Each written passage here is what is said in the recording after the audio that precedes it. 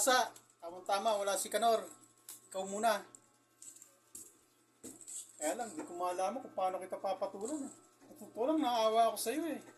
Sabi ko nga sa mga kasama ko, sa tropa kids ko, ayokong patulan si Asa. Kakaawa naman. Parang may something na nga eh. Kaya ayokong patulan eh. Kaso, anong gagawa ko? Eh, inuulot mo ako. Ano, di pasensya ka na. Pero hindi naman kita sasagiin ng gusto. Medyo, ano lang, sayad lang, na? Huwag nating sagihan ng gusto kasi babae. Kakaawa talaga. Hindi ko alam kung paano kita uumpisa ng ano eh. Alam mo, sa totoo lang, wala talaga akong maya ano sa'yo. May babanat sa'yo kasi ayoko ba asa. Pero sasakyan ko yung mundo mo. Kasi kahit anong paliwanag sa'yo, hindi ka makuha sa paliwanag ba? Ako lang gagalaw, i-permis mo ng camera para hindi mahilo si Asa. Alam mo kasi, mga ba to? Nerap talaga ako sa Asa. Sige, pasukin lang natin mundo mo. Total kasi hindi ka makukuha sa paliwanag kahit anong paliwanag kasi sa'yo. Hindi ka makukuha. Kung ano yung pinapantasya ng utak mo, yun ang gusto mo eh. Kahit anong paliwanag sa'yo, hindi ka talaga mapaliwanagan. Hindi tumatanggap yung utak mo. Kasi parang, malasado. Yung kumbaga sa itlog, parang hindi lutong masyado. Paano kita re-reactionan? Ito lang, pasukin lang natin mundo mo tulad na banggit ko kanina. Total mahilig ka naman sa Alam ba na minsan nanonood ang misis ko tsaka yung anak ko, nadaanan ko sila nanonood ng TV. Tapos napatingin ako. Narinig ko may nag-uusap ng mag-ina. Si Vilma Santos tsaka si Claudine Barreto ba yan? Ewan ko kung may nakapanood dito. Sabi nung Claudine, Nay, bakit hindi mo kami ilalagaan nung bata kami? Nasaan ka? Sabi naman ni Vilma Santos. Anak, huwag mo isusumbat sa akin yan. Nandirito ako sa ibang bansa. Nagpapakahirap ako dito. Nag-aalaga ako ng ibang bata. Nahulog pa nga yun eh. Nahulog pa yun, nak. Kala live ko. Kasi, para makakuha ko ng revenue yung bago. Para may sideline. Sabi nung anak ni Claudine, bakit ka kasi para live ng para live? May alaga ka pala dyan. Buti hindi nabukulan. Sabi naman ni Vilma Santos, hindi nabukulan na. Sanay na kaya yon? Lagi na kayang tuhulog yun. Kasi kailangan kong kumita ng malaki, maka-sideline, kasi ang hina ng revenue Kaya papasukin ko ang Kalingap. Maghuhudas ako sa mga kasama ko. Uhudasin ko sila ng Ma'am Rowin. Kasi walang kita doon. May nagpadala ng sponsor. Ang pinadala si Reyna. Hindi naman sa akin pinadala kay Reyna. Para kay Reyna daw yon. Ang ginawa ko, kinatkong ko. Ayun. Nadali. Kaya hinudas ko na sila para hindi lang makuha yung 3,000. Tapos, sabi ni Claudine, bakit mo naman kasi kinuha yung 3,000? Hindi naman pala sa iyo yun. Para kay Reyna pala yun. Tapos sabi naman ni Vilma, kasi ba naman, si Reyna binigyan ako hindi. Inaway ko na sila. Lipat na ako sa kabila. Dito sa Kalingap, pag na-recognize ako, gaganda revenue ko dito. Mapapadalang ko kayo ng gusto nyo. Kahit anong gusto nyo, mapapadalang ko kayo pag malaki kinita ko rito. Sabi ni Claudia, hindi mo na babayaran yung 3,000. Hindi mo na ibibigay. Sabi niya, hindi na, nakatkong ko na yun eh. Kakaya naman pag binalik ko. Baka sabihin lang, totoo. Sabi, ba't hindi pa totoo? Sabi ni Claudine. Sabi totoo yun, kaya lang, hindi ako aamin. Kaya nga, inaway ko sila eh. Sige na, galingan mo ha.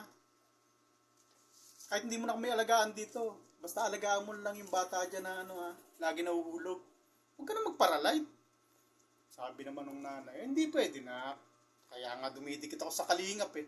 Kaya nga hinudas ko yung mga kasama ko kasi mas mas kikita ako rito eh. Doon wala kang kita. 3,000 kay Reyna pa pinadala. Ayan, nakat kong tuloy. Sabi ng anak, sige na, bahala ka. Basta, galingan mo ha. Ayun, eto na, tapos na. Umalis na ako kasi parang nagkakaloko na usap. Hindi ko na tinuloy panonood. Ano hasa?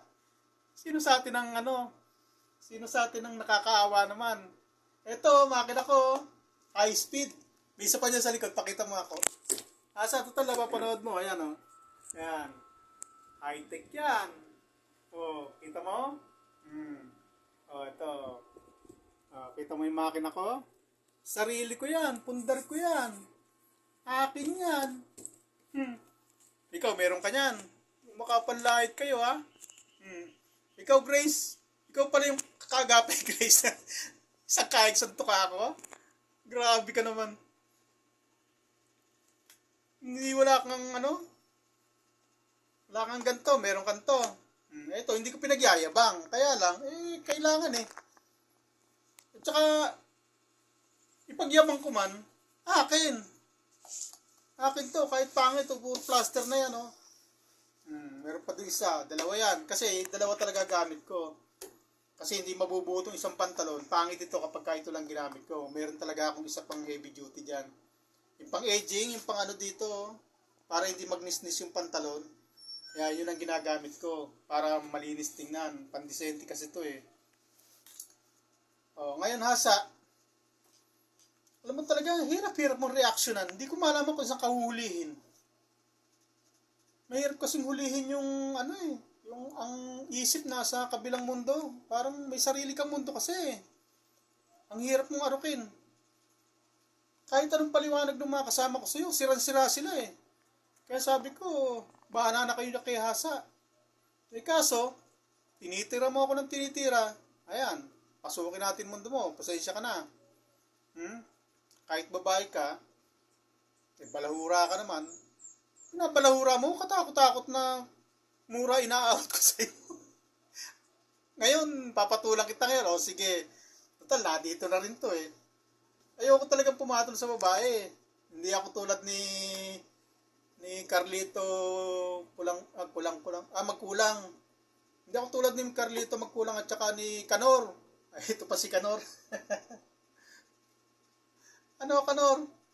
Utang pa more. Tapos ibagyabang ka. Ako, pagyabang ko man to, akin to. At saka totoo to, tunay. Hindi ko to inutangan. Bili ko to, second hand. Kanor? Payabangan tayo ngayon? Pagyabang mo yung pinag-utangan mo, ako pagyayabang ko yung binili ko. Ano ba sabihin ko? Talaga si Hasa, hindi ko talaga maano to eh. Ano ba re-reaksyonan to si Hasa? Ayun na lang, Hasa. Tayo ko lang sa'yo. Kwento ko lang sa'yo. Ako dapat mag-a-abroad ako. Yan kaso, tansya ko, kaya ko naman sa Pilipinas mabuhay eh. Isa lang naman anak ko eh. Talagang pinupursige ako ng mga kamag-anak ng misis ko na mag-abroad ako. Sila nga magdadala sa akin dun eh. Pati ang misis ko gusto maka-abroad ako. Kaya lang, hindi ko naman pinursige kasi nag-iisa anak ko eh. Gusto ko maalagaan niya ng mabuti. Gusto ko maalagaan mabuti. Sabihin na gusto ko makita yung paglaki niya. Kasi nag-iisa eh. Ilang minuto pa? 9 minutes na lang. 9 minutes pa. 9 minutes na lang. Tagal pa? Tagal pa. Naku, Hasa. Matagal pa raw. Hirap ko yung ang hirap ng reaksyon ng Hasa. Para ako pumatol sa wala nito. Ano ba naman to? Ang ginawa mo sa akin, Hasa? Napahirapan mo naman ako na itong mag-reaction sa'yo. Ayun, ito tuloy natin. Kwento. Gusto ko masubaybayan ng anak ko. Pinagpalit ko yung magandang kapalaran na naghihintay sa akin sa ibang bansa. Pero mo, kukunin ako doon, nakahirap-hirap. At take note ha, hasa. Sila pa nagbigay ng ano, ng lahat ng gastusin sa paglalakad ng papeles ko. Binigyan nila ako, pinadala na ako dito ng pera para makapunta ako doon. Pero hindi ko pinusigit masyado kasi iniisip ko yung anak ko eh. Babae pa naman. Kaya nga anong ano kay Reyna eh, kasi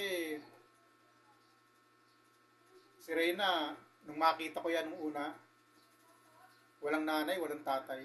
Kaya awang-awa ako sa bata niya. Kaya tinulungan ng kalingap yan, sinubaybayan ko yan eh. Kasi nakikita ko na nagiging masaya siya. Samantalang dati, nung unang-unang makita ko yan, nakahiga. Tapos halos hindi makausap. Iba aura niya eh. Yung maganda siya, pero parang, ano, parang wala akong sayang nakikita sa mukha niya. Kaya awang-awa ako sa bata. Kaya sinubaybayan ko yan. At tapos, ito ang anak ko, nag-iisa naman yan. Gusto ko masubaybayan ng paglaki. Kaya ito, hirap ako ngayon. Sabi mo nga, gipit, nangihingi ng pamasahe. Pero mali ka Hasa, hindi ako nanghingi. Pero alam ko naman, hindi ka may niniwala eh. Pagpipilitan mo talaga na may nag-uutos sa akin eh. Eh, hindi ko na pwedeng paliwanag sa'yo. Kahit hindi na ako magpaliwanag sa'yo. Hindi ka makikinig eh, hindi ka maniniwala eh. Kasi may ngay sarili kang mundo. Ngayon Hasa, doon tayo sa mundo mo pumasok. Ako, sinubaybayan ko yung anak ko hanggang sa lumaki ngayon. Hindi malaki na, 11 years old na, mag-12 na. Ayan. Ikaw ba Hasa? Sino sa akala mo sa atin ang maswerte? Sino sa atin ang kawawa? Ako na nakita ko lumalaki ang anak ko. Bagay, huwag na natin pag-usapan tungkol sa pamilya kasi baka yung konting tama mo, lumaki. Sige, wag na lang. Huwag natin ba may pamilya rito. Hindi ko kasi alam kasi kung paano ko reaction talaga sa totoo lang. Mga tropa kids, pasensya. Hindi ko talaga. Alam mo, nung una niya akong binalahura nun, di ba wala akong reaction sa kanya? Kasi, naawa nga ako patulan eh. Sabi ko nga sa inyo, bahala na kayo dyan. Kasi parang, may something na. Yung kaso, kagabi napanood ko yung huling live niya, tinitira ako. Binalait ang pagkatao ko ba? O ngayon, paano ngayon yan? Kahit ayaw kitang patulan, kahit na hindi ko alam kung paano kita re-reactionan. Kasi, hirap talaga Hasa. Sa totoo lang. Napakahirap. Hindi ako makaisip ng sasabihin sa'yo eh. Hirap talaga. Naka-13 na. Ang hirap talaga Hasa. Sabi nga eh, para akong susuntok ng batang maliit. Wala kalaban-laban. Kahit anong gawin kong sa'yo. Di ba sila Ma'am LND, sila Ma'am Rowenen, si Ma'am Yen, si Miss Yen. Pwede kang patulan. Kasi babae sila. Eh ako lalaki ako. Para akong susuntok sa batang walang kalaban-laban, sa totoo lang. Insulto sa pagkatao ko yun eh. Insulto sa pagkalalaki ko, yung maninipa ako ng bata. Parang ganun ka kasi. 13 Pag nasa gasaan kita, yari ka eh. O, bye-bye, Hasa. Okay. Stop.